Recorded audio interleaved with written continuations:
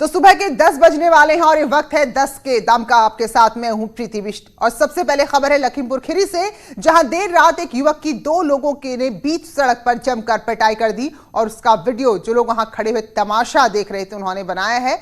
तो social media में video viral हो रहा है। तो बताया जा रहा है मारपीट करने वाले लोगों में नगला सरकारी स्कूल का टीचर और चपरासी शामिल हैं। वहीं जो पीड़ित युवक है उसने फिलहाल मारपीट की शिकायत पुलिस से कर दी है। तो बीच सड़क पर एक सरकारी स्कूल के टीचर ने और साथ में उसके चपरासी ने एक युवक को जमकर पीट दिया।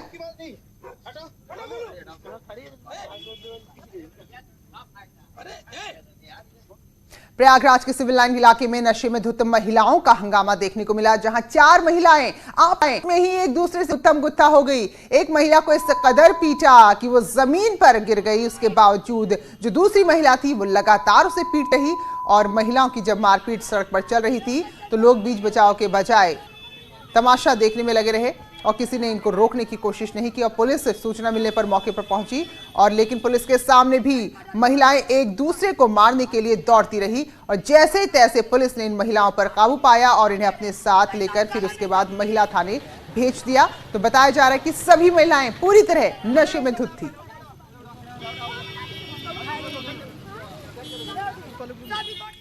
और सीतापुर से खबर है, जहां एक शादी में फिर से हर्ष फायरिंग हुई है और इस बार ये हर्ष फायरिंग किसी और ने नहीं बल्कि खुद दूल्हे ने की है। तो बंदूकबाज दूल्हे का वीडियो इस सामने आया है। तो हर्ष फायरिंग के चलते पिछले दिनों भी कई लोगों ने अपनी जान गंवाई और सबसे बड़ी बात ये गैर कानूनी है। अदालत की तरफ से हर्ष फायरिंग पर रोक लगी हुई है, लेकिन देखिए खुशी को अपनी जाहिर करने का ऐसा कातिल तरीका है जिसे कोई भी छोड़ना नहीं चाह रहा है और दूल्हे ने खुद अपनी शादी में हर्ष फायरिंग की है। फिलहाल पुलिस कह रही है कि जांच के बाद कार्रवाई की जाएगी।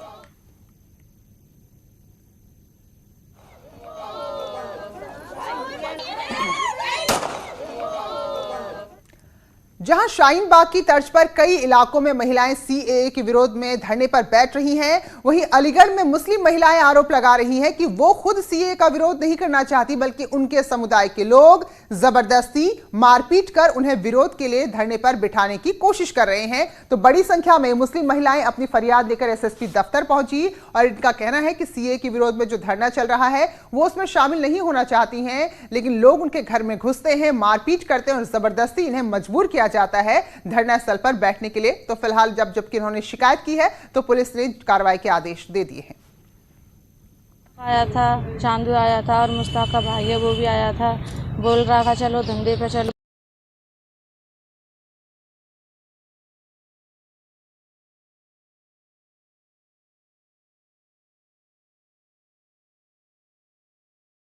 कुछ लोग जाके जबरदस्त उनका पति लोग से निवेदन किया और उनका महिला को जाकर वो 7 जनवरी होने वाला धरना में शामिल होने के लिए और उन लोग आई कॉपी दिया है। उसका हम तुरंत उसका हमारा एसएचओ को आदेश देंगे मौके पर जांच करके तुरंत उसके खिलाफ एफआईआर दर्ज करके जो जबरदस्त उनको ले जाना कोशिश करते हैं, जो अपने इच्छुक अगेंस्ट अपने कोई आदमी दबाव बनाते हैं, उनके खिलाफ सख्ती से कार्रवाई करने निर्देश। उधर लखनऊ में देर रात पुलिस ने 5 लोगों को गिरफ्तार किया है और ये कार्रवाई हुई है घंटा घर पर धरना स्थल के पास, जिसको लेकर महिलाओं ने पुलिस पर आरोप लगाया है कि उनका उत्पीड़न किया गया। वहीं पुलिस कह रही है कि जिन 5 लोगों को गिरफ्तार किया गया है वो कई अलग अलग मामले में पहले से ही वांछित है, वांटेड हैं। ये सभी धरना स्थल के पास अपने वाहनों को बेतरतीब खड़ा करके जाम लगा रहे थे। तो गिरफ्तार किए गए आरोपियों में पूर्व राज्य मंत्री मोहम्मद यामीन भी शामिल हैं। दरअसल घंटा घर पर कई दिन से मुस्लिम महिलाएं सीएए के विरोध में आंदोलन कर रही हैं और इसी दौरान ये लोग वहां पहुंचे। हालांकि इनको विरोध के चलते नहीं बल्कि पहले से इन पे मुकदमे दर्ज थे और जाम ये लोग लगा रहे थे, वहां इस आरोप में हिरासत में लिया गया है। और मैनपुरी में घर के अंदर हुए दोहरे हत्याकांड से सनसनी मच गई। घर में सोते समय मां और बेटी की बेहद क्रूर तरीके से चाकू से गोदकर हत्या कर दी गई। ये घटना विचमा थाना इलाके के हेमपुरा गांव की है। पुलिस का कहना है कि घर को लेकर विवाद था और उसी के दौरान ये हत्या की गई है। आरोप है देवर पर। पुलिस फिलहाल आरोपी की तलाश में जुटी है।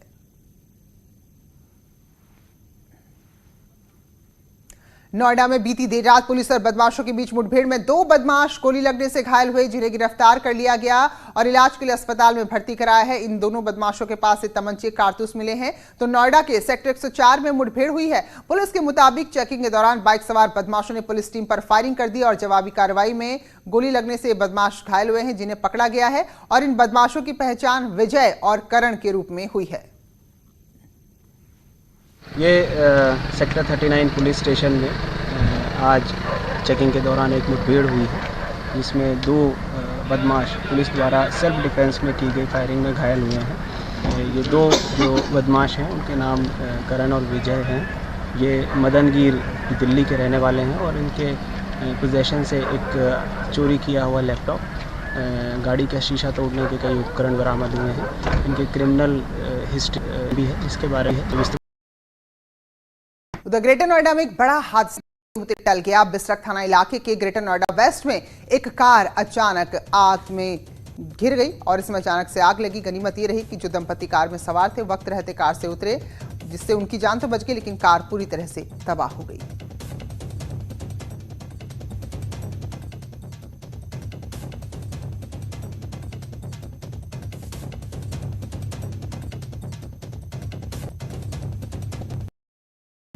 झांसी में लव जिहाद मामला सामने आया है। संपूर्ण तहसील दिवस पर बबीना इलाके से आई एक महिला ने खुद को लव जिहाद का शिकार बताया है। महिला आरोप लगा रही है कि करीब 10 साल पहले युवक ने उसे अपना झूठा धर्म बताया, अपना धर्म छिपाकर उससे शादी की और अब जबकि उसका सच सामने आ गया है तो अब महिला पर भी धर्म परिवर्तन का दबाव रहा है तो अधिकारियों की चौखट पर पहुंची है। शिकायत है कि मोमडन से धोखाधड़ी से शादी की है। अब क्या हुआ है ना कि घर में विवाद करते हैं, लड़ाई झगड़े करते हैं कि अब घर वाले अपनी बात से मुकर गए हैं, कहते हैं कि हम तुम मुसलमान रहो हमारे साथ और धर्म वो क्या बोलते हैं अपना धर्म बदल लो, मुसलमान बन जाओ कहते हैं।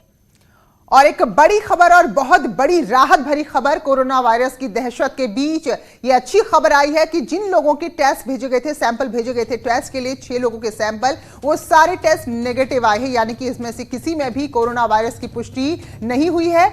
6 लोगों में से 2 स्कूल के छात्र भी थे। तो सभी को 14 दिन तक डॉक्टर के ऑब्जर्वेशन में रखा जाएगा, क्योंकि अगर संक्रमण के लक्षण आगे इनमें नजर आते हैं तो तुरंत इन्हें इलाज दिया जाएगा। उधर नोएडा के जिलाधिकारी ने स्कूल बंद करने का किसी आदेश से इनकार किया है। सरकार और प्रशासन कोरोना वायरस पर लगातार नजर बनाए हुए हैं।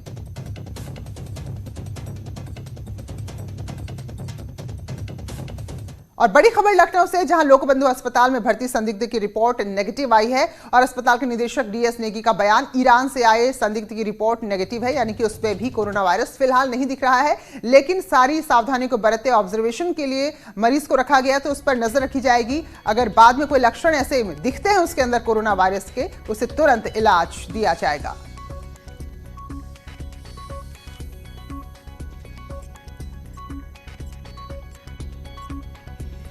तो ये अच्छी खबर है। नोएडा की भी अगर बात करें तो जिन 6 लोगों के सैंपल भेजे गए थे वो सभी नेगेटिव आए हैं और इसके अलावा लखनऊ में भी जो एक शख्स जो ईरान से आया था उसका सैंपल भी नेगेटिव आया है। इनकी फिलहाल में कोरोना वायरस की पुष्टि, लेकिन जो मेडिकल टीम है वो किसी का रिस्क नहीं लेना चाहती है, इसलिए चाहे नोएडा के 6 लोगों की हम बात करें या फिर लखनऊ की हम बात करें तो वहां इन लोगों को ऑब्जर्वेशन में रखा गया, इनकी निगरानी में रखा गया है, ताकि कोई भी अगर लक्षण दिखे तो उस पर तुरंत कार्रवाई की जाए। इस बीच बड़ी खबर, केंद्रीय स्वास्थ्य मंत्री डॉक्टर हर्षवर्धन ने एक बैठक बुलाई है, क्योंकि कोरोना वायरस को लेकर जिस तरह से मामले सामने आ रहे हैं तो 11 बजे इसको लेकर एक बैठक होगी। इससे पहले प्रधानमंत्री भी ट्वीट कर चुके हैं कि किसी भी तरह का पैनिक क्रिएट करने की जरूरत नहीं है, बल्कि सतर्कता बरतने की जरूरत है। और मुख्यमंत्री ने भी उत्तर प्रदेश में कह दिया है। फिलहाल इस तरह के हालात के बीच केंद्रीय स्वास्थ्य मंत्री डॉक्टर हर्षवर्धन ने कोरोना को लेकर एक बैठक बुलाई है और दिल्ली के अस्पतालों के अधिकारी मौजूद रहेंगे। तो अलग अलग जगह से हमारे सहयोगी हमारे साथ जुड़ गए हैं, क्योंकि भले अभी नेगेटिव आ रही रिपोर्ट, लेकिन ऐसा नहीं कह सकते कि खतरा पूरी तरह से टला हुआ है। प्रीति हमारे साथ उमेश श्रीवास्तव जुड़े हैं मेरठ से, अलाउद्दीन अयूब लखनऊ से जुड़े हैं, जबकि अमित गंजू कानपुर से, प्रीति हमारे साथ नोएडा से जुड़ी है और हिमांशु त्रिपाठी आगरा से जुड़े हुए हैं। तो प्रीति, आपसे शुरुआत करते हैं। राहत भरी खबर बड़ी आई कि जो लोग के सैंपल भेजे गए थे नेगेटिव हैं।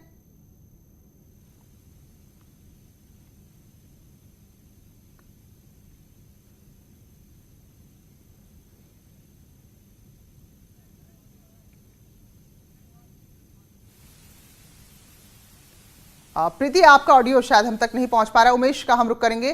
तो उमेश जरा बताएं, क्योंकि एनसीआर से लगा हुआ मेरठ है, तो यहां पर किस तरह की निगरानी की जा रही है?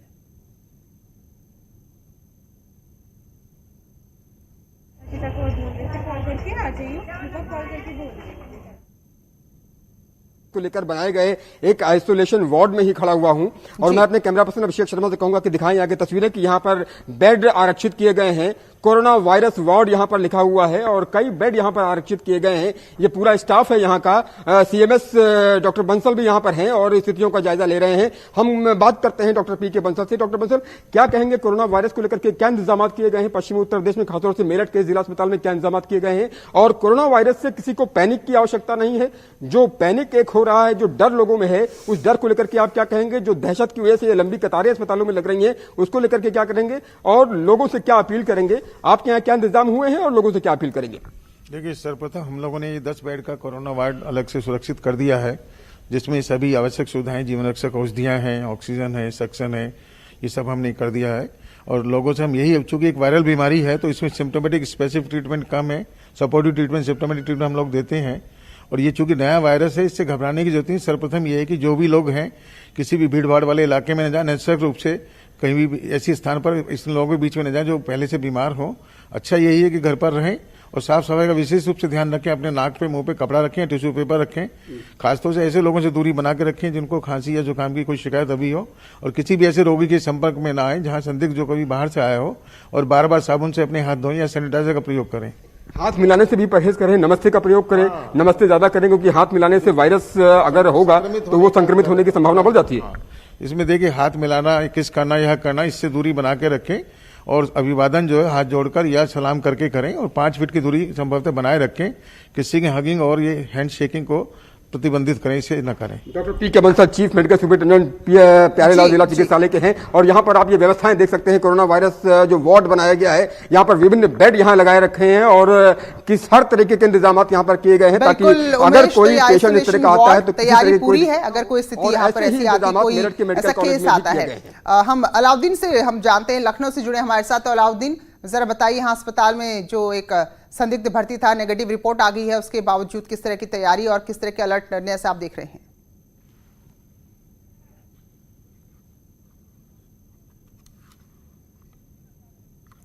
हिमांशु का हम रुख करेंगे आगरा से। हिमांशु, क्योंकि पर्यटक बहुत ज्यादा आते हैं आगरा में, बाहर से विदेशी पर्यटक बहुत ज्यादा आते हैं, तो फिलहाल यहाँ पर किस तरह की तैयारी देख रहे हैं आप?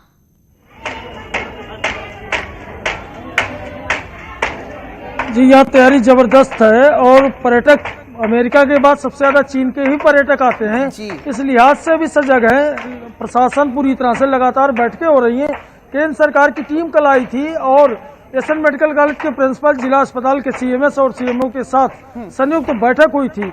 लेकिन सबसे बड़ी बात यह है कि जिन 6 लोगों को हाईली सस्पेक्टेड पाया गया था कोरोना वायरस को लेकर के, उनकी रिपोर्ट अगले 48 घंटे के बाद आएगी। सीएमएस से अभी बात हुई है जिला अस्पताल के, तो उनका साफ कहना है कि अभी 48 घंटे और लगेंगे रिपोर्ट आने में।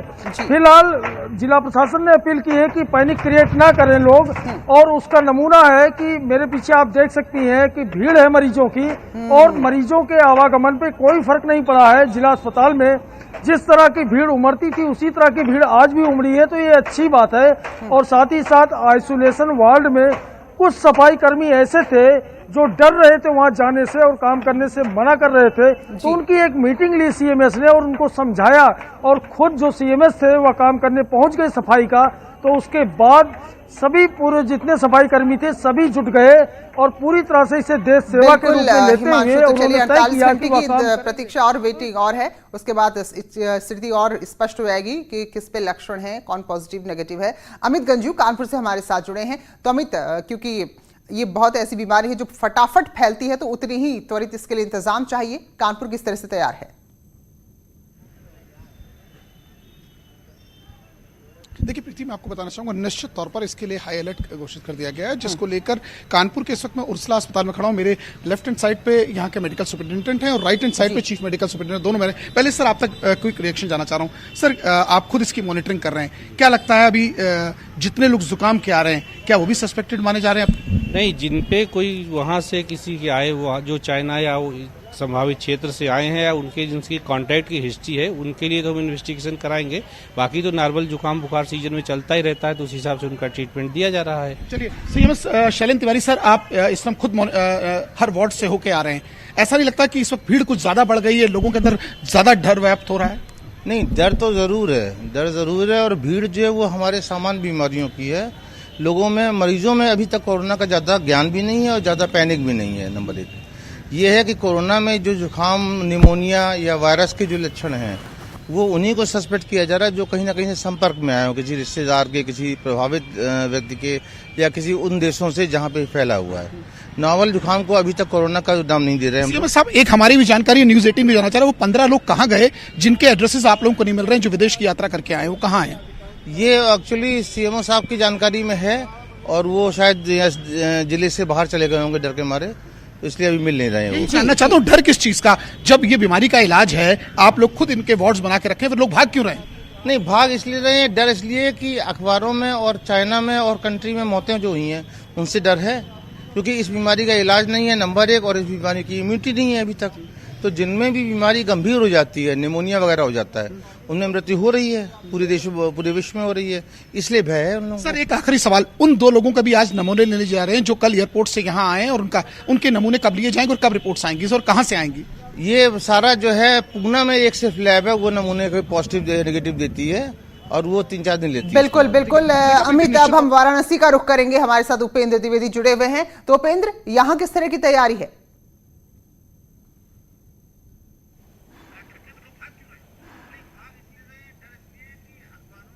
उपेंद्र, किसी अस्पताल में शायद आप खड़े हैं और पूरी सुरक्षा के साथ। उपेंद्र, आवाज मिल रही है तो जरा बताइए यहां पर किस तरह की तैयारी है वाराणसी में?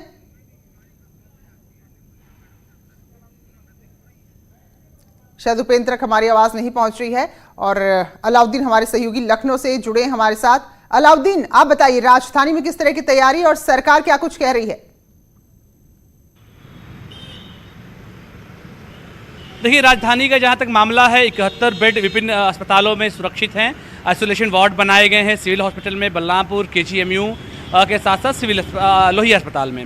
एक खबर राहत भरी राजधानी लखनऊ से ये है कि जांच रिपोर्ट उस मरीज की, संदिग्ध मरीज की आ गई है जो लोकबंधु हॉस्पिटल में भर्ती था, जो व्यक्ति ईरान से सफर करके हिंदुस्तान में आया था, और जो लखनऊ का एयरपोर्ट है वहां पर थर्मल स्कैनर जब उसका हुआ तो कुछ शक शुबहात पाए गए। कल उसको लोकबंधु में भर्ती कराया गया था, उसकी जांच रिपोर्ट तत्काल वहां से सैंपल भेज दिया गया था KGMU में।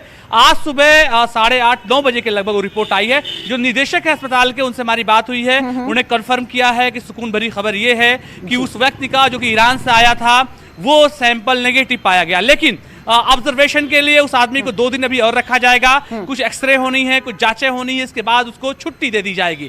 लेकिन एक खबर और है, वो आगरा से जुड़ी जो है, KGMU के विश्वस्त सूत्रों ने न्यूज़ 18 को बताया है कि बहुत ज्यादा हायर लेवल पर संक्रमण उन लोगों में पाया गया जो कि सफदरगंज अस्पताल में भर्ती हैं। यानी कि लगभग आप मान के चलिए कि उन लोगों में कोरोना वायरस की पुष्टि हो सकती है। अगर ऐसा होता है तो उत्तर प्रदेश के लिए खतरे की एक घंटी होगी। फिलहाल लखनऊ से राहत भरी खबर है। जी, वाराणसी के लिए हम रुख करेंगे उपेंद्र का। तो उपेंद्र, जरा बताइए यहाँ कैसी तैयारी है? कंडीशन में उनको एडमिट कराया जाएगा। अच्छा, तो ये रिपोर्ट कहाँ भेजी गई है? रिपोर्ट जांच करने के लिए KGMU भेजा गया। KGMU भेजा गया। तो ये सारे केसेस थे कहाँ के, कब, कैसे आपको मालूम चला कि इनमें संदिग्ध ये केस हैं? एक्चुअली सारे केसेस जो हैं एयरपोर्ट विजिलेंट हैं, CMO ऑफिस की टीम है और बॉर्डर पे भी है, तो वो लोग वहीं से स्क्रीनिंग कर ले रहे हैं। स्क्रीनिंग कर लें, उस हिसाब से इन्फॉर्मेशन मेरे पास आ जाती है कि केस क्या सस्पेक्टेड केस है, इसको हम भेज रहे हैं। फिर यहाँ पे हमारे यहाँ के फिजिशियन जो 24 आवर ड्यूटी पे हैं वो आके एग्जामिन करते हैं, क्लिनिकल एग्जामिनेशन, और उनको अगर लगता है तो हम लोग सैम्पलिंग करते हैं। बिल्कुल, शुक्रिया उपेंद्र आपका और हमारे सभी सहयोगियों का शुक्रिया। और ये कहेंगे क्योंकि रिपोर्टिंग आप करें, अपनी जिम्मेदारी आप निभा रहे हैं।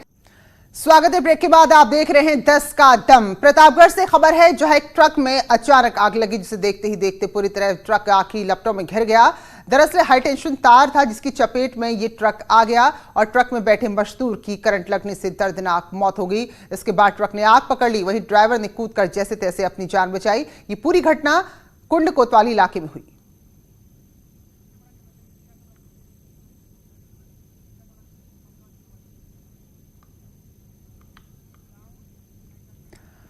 और अब लिए चलते हैं आपको कान्हा की नगरी मथुरा में, जहां होली के रंग चारों ओर दिखाई दे रहे हैं।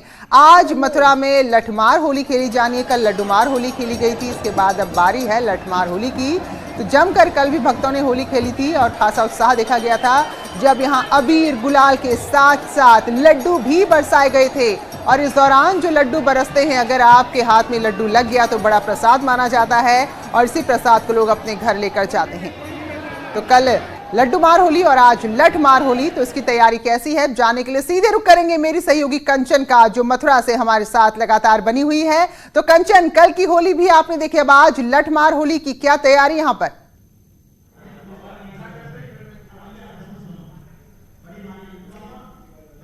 जी, फागुन आयो जबते सखी, ब्रजमंडल में धूम मची है, नार नवेली बचे नहीं एक, बिसेख मरे सब, प्रेम अच्छो है।